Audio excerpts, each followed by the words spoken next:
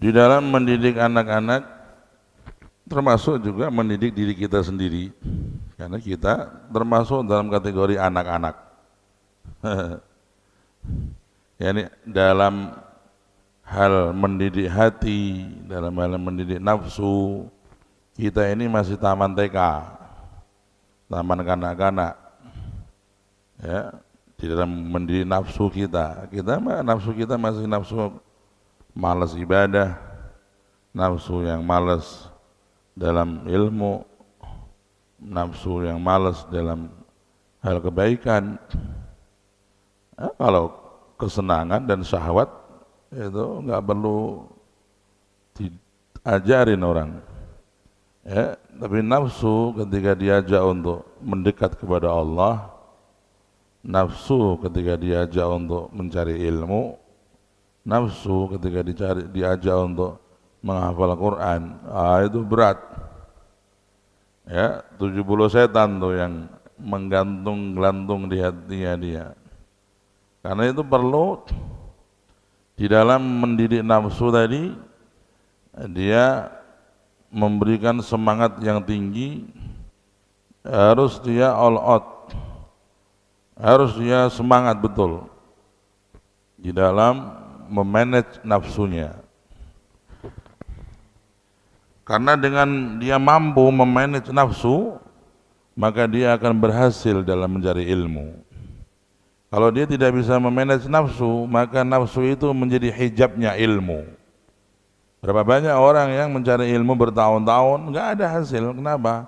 Karena nafsunya tidak diatur, nafsunya tidak di manage. Ya. Dan ilmu itu apabila bercampur dengan nafsu, justru dia akan menjadi hal yang berbahaya. Berbahaya. Ilmu kalau diraih oleh orang yang nafsunya masih buruk, maka itu ilmu menjadi alat keburukan. Li'anna al-ilm alah, ilmu itu adalah alat. Kama yaqul al-ulama, al-ilmu alatun yaqdiru 'alaiha kullu barrin wa fajir. Ilmu itu alat seperti peso, seperti pistol. Ya. Bisa menggunakannya orang yang baik, bisa juga yang menggunakannya orang yang tidak baik. Kalau yang menggunakan peso itu orang yang baik, perempuan yang baik, ya, yang menggunakan pistol itu polisi yang baik, apa? Manfaat atau enggak manfaat? Yang keras manfaat atau manfaat? Manfaat. Ya, untuk melarang kriminal, untuk mencegah musuh yang akan menyerang, pistolnya bisa menjadi manfaat karena yang memegang polisi baik, ABRI yang baik. Peso kalau yang megang perempuan baik, manfaat tuh, jadi sate, jadi jadi tongseng, jadi makanan enak-enak tuh, gitu, untuk motong daging, untuk cara motongnya itu cakep bagus. Peso kalau yang megang orang baik, manfaat atau enggak manfaat? Pistol kalau yang megang polisi baik, ABRI baik, manfaat atau enggak manfaat? Tapi sebaliknya kalau yang megang peso itu anak yang bodoh, atau orang yang jahat, atau pistol itu yang megang adalah polisi yang jahat, ABRI yang nakal, maka itu peso dan itu pistol bisa berbahaya. Bisa melukai orang lain, bisa mematikan binatang, bisa membunuh, bahkan bisa melukai diri sendiri. Waliyadzubillah. Karena itu di dalam mencari ilmu, santri harus juga belajar bagaimana membersihkan nafsu. Ya, dalam menghafal Quran, apalagi orang ahli Quran itu udah pilihan tuh, harus dia mampu melawan nafsunya, sehingga nafsunya itu bersih dan baik. Qad aflaha man zakkaha wa qad khaba man dassaha. Beruntung orang yang zakkaha. Apa arti zakkaha? Membersihkan jiwanya, membersihkan hatinya. Waqad khaba, dan gagal, khaba gagal. Siapa yang gagal? Orang yang kotor jiwanya, orang yang keruh jiwanya. Waliyadzubillah. Tetapi di dalam memujahadah nafsu tadi atau mendidik anak-anak tadi, itu ada juga season di mana dia boleh untuk mencari satu masa dia bermain. Anak-anak itu habis ngaji, sudah setoran, sudah target terpenuhi, ya, maka boleh dia main. Nah, main nak, ini waktunya main. Ayo main sayang. Nah, anak kecil suruh main. Seperti nafsu kita itu belum nafsu yang besar, nafsu kita masih nafsu kecil. Ya, ini masih seperti anak kecil. Kita ya habis ngaji perlu istirahat. Kita habis menghafal perlu istirahat. Nafsu kita itu masih begitu. Ya, berbeda dengan orang-orang yang sudah nafsunya sudah bersih dan jiwanya sudah jernih sepanjang waktu 24 jam dalam ibadah itu. Enggak ada bosan, enggak ada yang namanya capek. Nah, itu orang-orang yang nafsunya sudah bagus. Ya. Orang-orang yang nafsunya sudah jernih.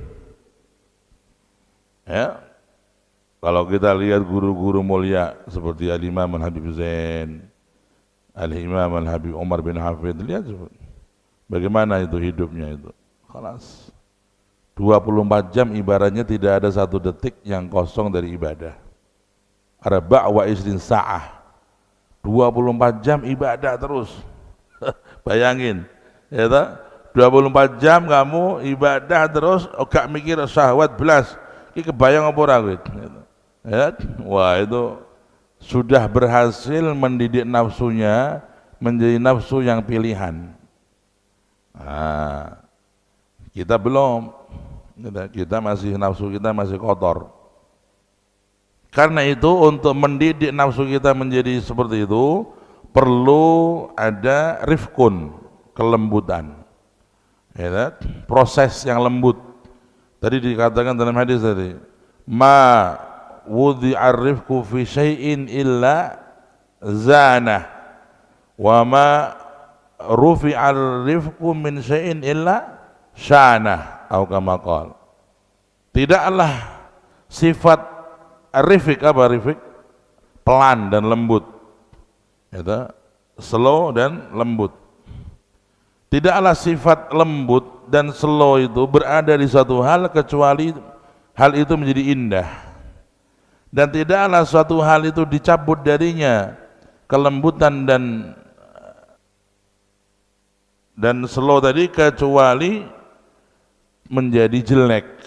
Syanah, ini minasyain, syain yani al-asu, dari kejelekan.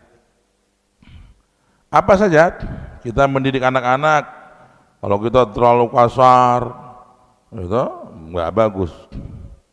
Ya, ngomongnya kasar sama anaknya, ya, bentak-bentak sampai mukul, wah nggak bagus. Itu anak nanti bisa jauh dari orang tuanya.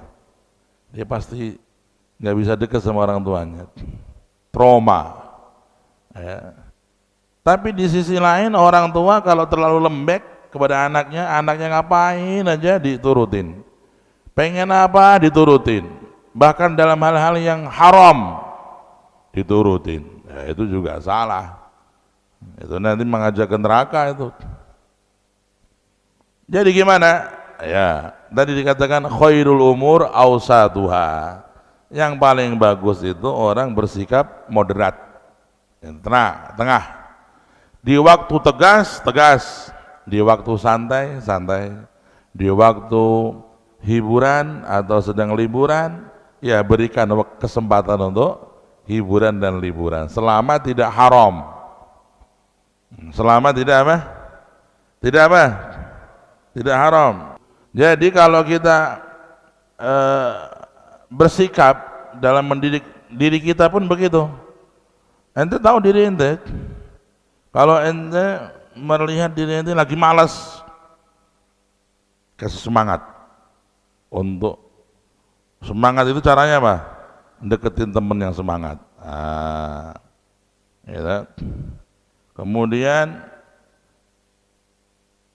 dengan membaca-baca sejarah orang-orang yang berhasil dan sukses dalam ilmu, sehingga dengan membaca sejarah orang-orang sukses kita termotivasi menjadi orang yang sukses. Kisah itu mengesankan, karena itu Al-Quran sepertiga isinya cerita kesuksesan Nabi Yusuf. Baca tuh ya. Wa yaqulu salaf ma qara'a surata Yusuf mahmumun wala makrubun wala mangkubun illa azalallahu anhul ham. Tidaklah membaca surat Yusuf orang yang sumpek, orang yang lagi down, orang yang lagi banyak masalah ya. Kalau baca surat Yusuf kecuali Allah hilangkan sumpeknya, Allah hilangkan sedihnya ya. Ente kalau sumpek baca surat Yusuf, ente kalau lagi down baca surat Yusuf. Ada sirnya surat Yusuf, menghilangkan sedih, menghilangkan sumpek, menghilangkan yang namanya putus asa ya. Karena kisah Nabi Yusuf kisah yang ajib, ahsanal qasas.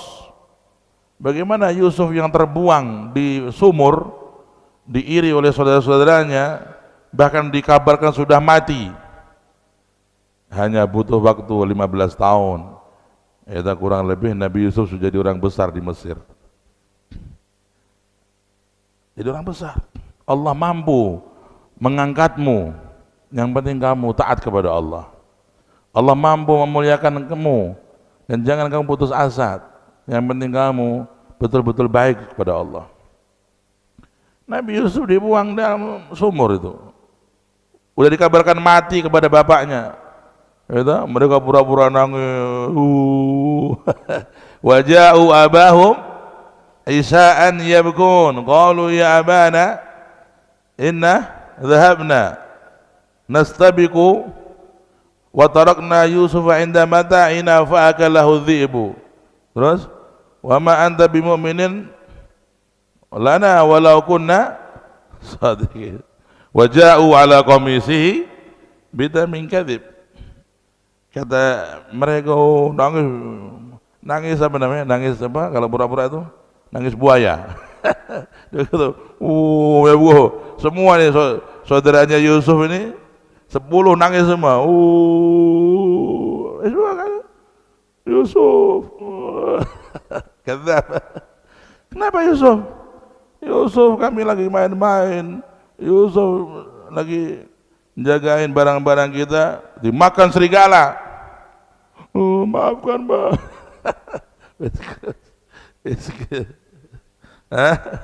Nggak cukup begitu, udah bohongin ayahnya. Mereka itu udah bohongin ayah mereka. Mereka berbuat lagi yang lebih jahat lagi, mereka memalsukan darah ya. Mereka memotong atau membunuh satu binatang, darahnya ditaruh di pakaiannya Yusuf itu ya. Nabi Yusuf ditelanjangin tuh, diambil pakaiannya, ditelanjangin, masukin ke sumur ya. Itu bajunya Nabi Yusuf dikasih darah, dibawa sebagai bukti kepada ayah mereka. Waja'u ala qamisihi bidamin kadhib qala bal sawwarat lakum anfusukum amra. Tapi Nabi Yakub kan rasul ya, rasul mau dibohongin. Seperti santri kalau dia mau sama kiai mau bohong ketahuan, so wajahnya ketahuan, kadzab. Wajhul kadzib yatakallam, kata wajahnya pembohong tuh ngomong. Ada orang sama saja gurunya mau dia merencanakan sesuatu, kelihatan di wajahnya. Itu apalagi rasul itu udah. Nah, Nabi Yakub udah bilang, "Bau qala bal sawwarat lakum anfusukum amra." Aku curiga gitu, kalian punya sesuatu yang disimpan. Fasabrun jamil wallahu al-musta'anu ala ma tasifun. Ila akhir kisah. Kisah Nabi Yusuf itu luar biasa. Bagaimana itu Allah mengentas Nabi Yusuf dari keterpurukan dan tiba-tiba menjadi orang mulia, orang hebat. Dan bagaimana Nabi Yusuf dengan fitnah dicintai perempuan dan dia selamat karena dia takut kepada Allah, maka diganti oleh Allah dengan derajat kenabian dan kerasulan. Mahakata. Jadi kisah-kisah para nabi ya itu adalah untuk menghidupkan hati kita, untuk menjadi teladan bagi kita. Tadi ya bahwa di dalam mendidik anak-anak kita tengah-tengah. Terlalu keras jangan, terlalu kita lembek jangan. Sama juga antara kita mendidik nafsu kita itu, kita harus tahu kapan kita strength, gitu, kapan kita agak slow sedikit. Ada santri yang terlalu itu fokus, terlalu dia strength, sampai sama temannya nggak bisa senyum dia. Ketemu orang, oh, diajak ngomong kayak lolak-lolak gitu. Nggak benar. Ya, di waktu serius, di waktu ngaji, di waktu sholat, di waktu bercanda dengan teman bercanda, di waktu bermain, selama tidak berbuat haram. Waktunya makan, waktunya ngobrol-ngobrol, selama tidak berbuat haram. Patokannya satu, jangan berbuat haram, jangan berbuat maksiat. Nah itu dah. Ya. Nah, jadi anak-anak kita main boleh, itu boleh. Bahkan permainan buat anak-anak itu ada manfaatnya. Satu, menyenangkan hatinya. Karena anak kecil kalau dilarang main, hatinya akan hancur. Kama yaqul salaf, "Law muni as-sibyan minal la'ib la taqatta'a fuadu." Anak kecil kalau dia dilarang bermain, hatinya itu hancur. Ya, suruh main. Waktunya bermain, biar main. Ya, waktunya dia ketemu temannya, bercanda ria, silakan. Nah, tapi waktunya ngaji, ya ngaji. Waktunya dia belajar, ya belajar. Waktunya dia setoran hafalan. Dan kalau waktu bercanda, ya diberikan ke tempat yang baik. Bercanda di halaman, bercanda di rumah atau di tempat main. Ya, just. Dan sebaiknya orang itu tidak membiarkan anaknya bermain di masjid. Oleh hadza mim asbab kisril umur. Di antara penyebab orang pendek umur adalah membiarkan anak main di masjid, khususnya kalau di waktu sholat. Waktunya orang ibadah. Kalau anak ini bercanda sampai dia bersuara mengganggu orang sholat, mengganggu orang ibadah, itu bisa menjadi sebab umur pendek.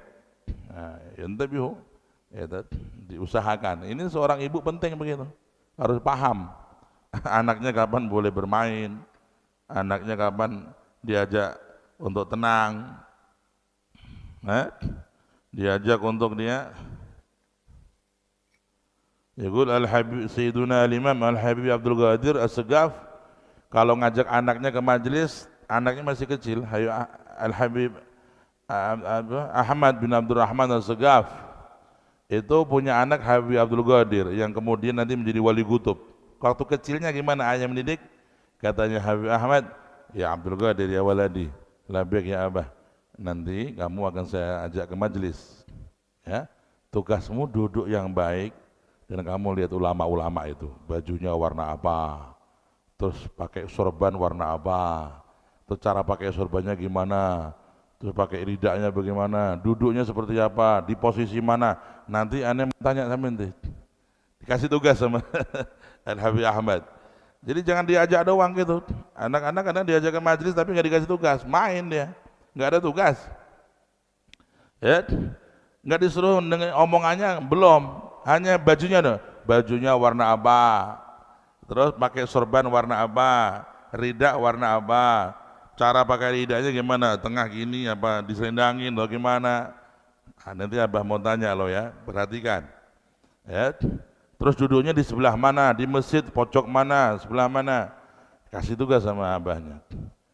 Begitu orang tua, sehingga anak di majelis dia duduk memperhatikan. Oh, ada ulama fulan duduknya di sana, ada habib fulan duduknya di situ. Oh, ada kiai fulan duduk di sebelah sana. Oh, sorbannya putih, ada yang hijau, dia merhatiin dia. Ya, hakadha. Mendidik. Ya. Ada orang tua ngajak anaknya ke masjid tapi nggak diarahin. Diajak ke masjid, gitu. Ya masjid, sampai di masjid dia sholat, anaknya dibiarin, nendang orang sholat, buka sarungnya imam, pura kacau gitunya gitu. Gitu. Nah ini salah di dalam caranya, niatnya baik tapi caranya kurang sempurna. Jadi begitu, ya waktunya bermain diberikan bermain. Bukankah dahulu Nabi begitu, Sallallahu Alaihi Wasallam? Ya, Rasulullah bermain dengan anaknya. Ya, Rasulullah bermain dengan cucunya Sayyidina Hasan dan Husain. Bahkan dakhaltu ala Rasulillah SAW. Rasulullah lagi main-main di rumah, berposisi seperti, mohon maaf, seperti kuda. Waqala lil Hasan, ya Hasan, irkab, naik. Di atas saya Rasul, punggungnya Rasul. Husain, naik Husain, punggung. Ya lah, siapa di antara kita yang pernah kayak gitu? Pernah, ya tak? Jadi kudanya anak-anak. Wah, Rasul begitu. Allahumma shalli ala Muhammad. Di tengah-tengah Rasulullah seperti kuda-kudaan. Terus Sayyidina Hasan Husain lagi di atas beliau. Datang Sayyidina Abu Bakar Siddiq. Sayyidina Umar, Sayyidina Husain. Kalau enggak Sayyidina Umar, Sayyidina Abu Bakar. Faqala ya Hasan, ya Husain, ni'mal markubukuma. Seindah-indahnya kendaraan kalian, ya. Kendaraan kalian paling indah, ya Nabi. Allahumma shalli ala Muhammad. Faqala Rasulullah, ya Abu Bakar, bal ni'mar raqibani huma. Dan sebaik-baik pengendara adalah dia berdua. Ni'mar raqiban. Ya, wa kata Rasulullah, kita bermain dengan cucu beliau, dengan putra-putra beliau sallallahu alaihi wasallam. Bukan hanya anak beliau sendiri. Kama dzukira fi riwayat anna Rasulullah idza ja'a min safar aw min harb aw min ghazwah, kalau Kanjeng Nabi pulang dari perang atau dari safar, maka masuk kota Madinah itu beliau diserbu oleh anak-anak di kota Madinah. Tsumma jalas Rasulullah duduk, ba'duhum, ada yang di kaki beliau, ada yang di kaki kanan, ada yang kaki kiri, ada yang di pundak. Wa ba'dhum tala'ala, ada yang naik sampai ke leher beliau. Fakanaha huwa sallallahu alaihi wasallam yamzah wa yal'ab ma'hum wa yulatifuhum. Rasulullah bermain, bercanda dan lembut kepada mereka sallallahu alaihi wasallam.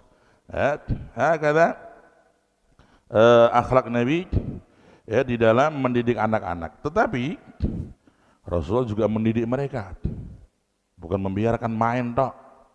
Ya, jelas Rasulullah yakul, Rasulullah sedang makan. Kemudian ada satu anak kecil, ya, karena yaduhu tatisu fi ta'am. Ya, waktu makan tuh anak kecil ini ngambil lauk-lauk yang jauh-jauh. Sono. Seperti sebagian santri itu, adabnya kurang tuh. Kalau makan dinampan bareng-bareng gitu, kono kok dagingnya akeh, ini kok balung tok lah. Tangannya gini loh. Ada suul adab. Adabnya jelek gitu. Kalau sedikul mayalik, makan yang dekat dengan kamu. Ini Rasulullah ngelihat anak kecil tangannya gini-gini ngambil lauk sana. Faqala Nabi, ya gulam, sammillah wa kul biyaminik wa kul mimma yalik. Hai anak kecil, bacalah bismillah, makan dengan tangan kanan dan makanlah yang dekat denganmu. Begitu akhlak Nabi. Allahumma shalli ala Muhammad. Marrah Rasulullah kedatangan orang bawa sedekah. Kanjeng Nabi datang tamu kepada beliau membawa sedekah kurma. Bahkan Rasulullah ma yakul sedekah. Rasulullah tidak makan sedekah. Ya, begitu juga keluarga beliau, ma yakulun sedekah. Inna ma'as ahli bait hurrimat alaina sedekah. Ya, kata Nabi, kami enggak makan sedekah. Sayyidina Hasan masih kecil. Ada orang datang bawa sodakoh nih, korma. Karena lihat sodakoh, mereka sedang asyik, dibakar satu-satu oleh Sayyidina Hasan Husain. Faqala Rasulullah, kakhin, kakhin, keluarin, keluarin, kakhin ya ini, keluarkan. Apa bahasanya? Lepeh, lepeh. Keluarkan makanan itu. Rasulullah melarang, ya, karena itu tidak boleh. Jadi antara tegas, antara lembut, antara tegas dan waktu tegas dan lembut waktu lembut itu semuanya proporsional. Yang paling bagus ya adalah niru para ulama, niru Nabi Muhammad sallallahu alaihi wasallam di dalam mendidik anak-anak mereka.